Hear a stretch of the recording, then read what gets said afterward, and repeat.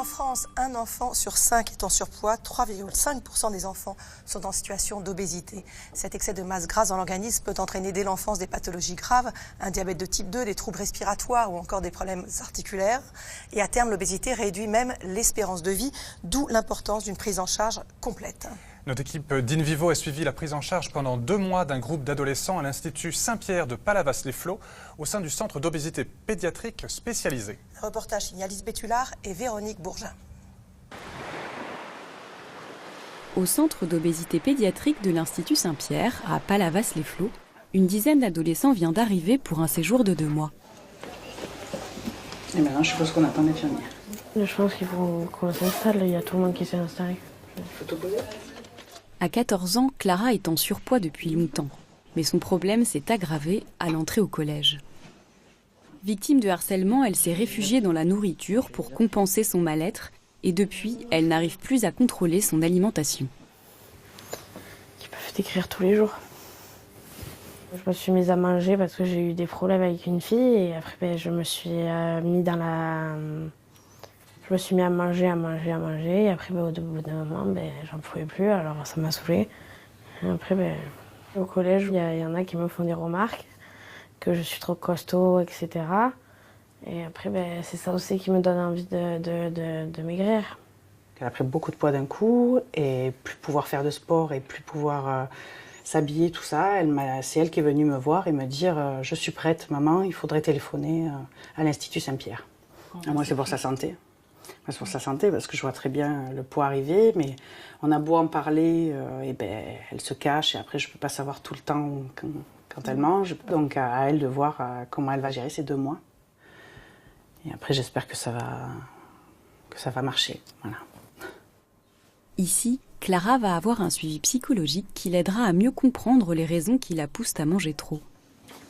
Mais avant cela, elle est reçue par la médecin du service pour un premier bilan médical.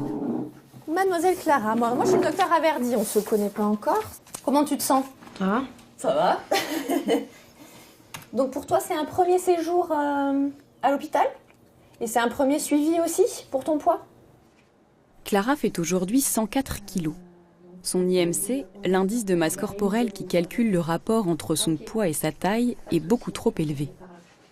Donc là, Miss Clara, de toute façon, on est à 1m61, on a dit. Et au niveau de l'IMC, du coup, ça a regrimpé un peu. Donc on voit l'IMC qui s'était globalement stabilisé sur les pointillés jusqu'à l'âge de 11 ans. Et puis majoré ces derniers temps. Donc là, on est dans une zone d'obésité. On n'est pas dans la zone de surpoids, mais d'ailleurs c'est pour ça que tu es là. Donc l'objectif, voilà, c'est de pouvoir stabiliser l'IMC et puis de pouvoir tout doucement redescendre. En plus d'un mal de dos persistant, ces kilos en trop ont entraîné des entorses à répétition. Clara a même dû arrêter le sport qu'elle adore. Conséquence, son surpoids s'est aggravé. Moi, je suis une fille qui fait beaucoup de sport, beaucoup. Donc du judo depuis l'âge de 4 ans, je vois? Oui. D'accord. Et avec donc beaucoup de compétitions. Voilà, c'est ça qui me manque. Bien sûr. Bon, écoute, je vais t'examiner un peu. On va regarder un peu les chevilles. Tu sais de te laisser faire? Ah, oui. Mais oui. Je vais pas insister, mais tu as une petite subluxation, effectivement. Celle-là, j'ai fait 2 mois, même plus, avec la télé. C'est pour ça que c'est mieux. Quand la prise de poids est progressive, finalement, les ligaments s'adaptent.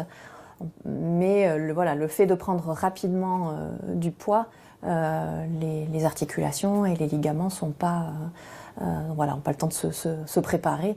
Et donc, l'augmentation des entorses est liée à la rapidité de prise de poids. Oui. Clara se plaint aussi d'une gêne pour respirer et déglutir, une autre complication fréquente de l'obésité. Tu ouvres grand ta bouche, tire la langue dehors. Ah oui, tu as quand même des amygdales conséquentes. Donc c'est pour ça que ça gêne, forcément. Quand on a des grosses amygdales au fond de la gorge, on a du mal à avaler des fois. Donc, oui, c'est ça. Donc c'est pour ça que c'est important qu'on puisse prendre rendez-vous avec un ORL pour voir un petit peu ce qu'on peut faire de ces amygdales. Difficultés respiratoires et cardiaques, mais aussi diabète, cholestérol, hypertension. L'obésité entraîne toutes sortes de pathologies, aux conséquences parfois dramatiques. C'est une maladie qui peut avoir des complications graves et notamment avoir une mortalité plus importante. Donc l'espérance de vie est raccourcie. On sait aussi que ces complications qui peuvent être acquises au moment de l'enfance ont un retentissement à l'âge adulte, même une fois que le poids est revenu à la normale. Donc toutes ces années de surpoids, ça compte. Donc il faut vraiment le prendre en charge activement et le plus tôt possible. Des questions ? Non, pas forcément. Alors je vous laisse vite rejoindre le groupe avec la diététicienne.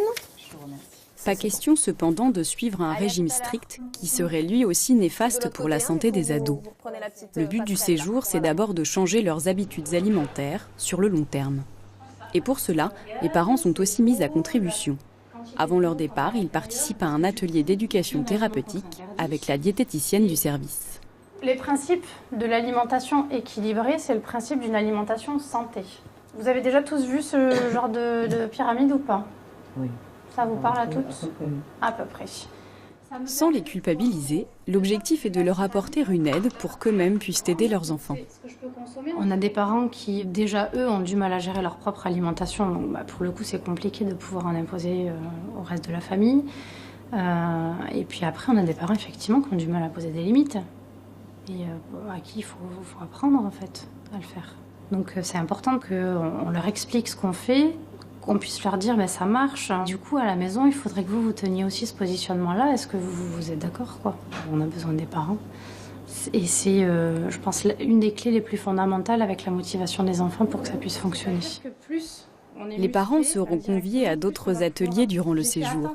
D'ailleurs, ces mamans le reconnaissent, face à leurs ados qui se jettent parfois sur la nourriture, elles sont très démunies. À la maison, il y a forcément des trucs pour se resservir quelque part.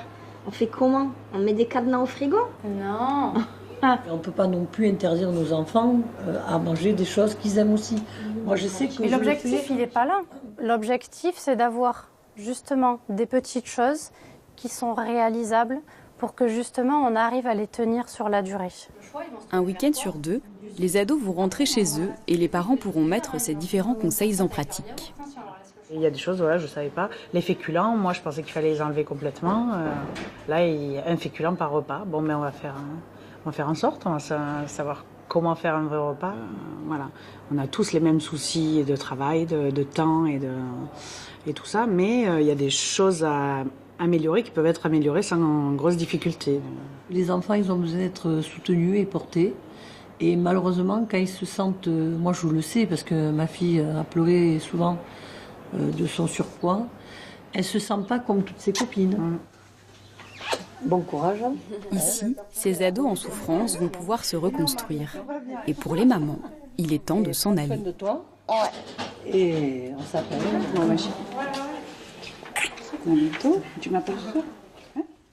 Sachez que l'Institut organise aussi des séjours pour les enfants dès 3 ans, accompagnés d'un de leurs parents, parce que plus la prise en charge est précoce aujourd'hui, on le sait, plus elle est efficace. Avant la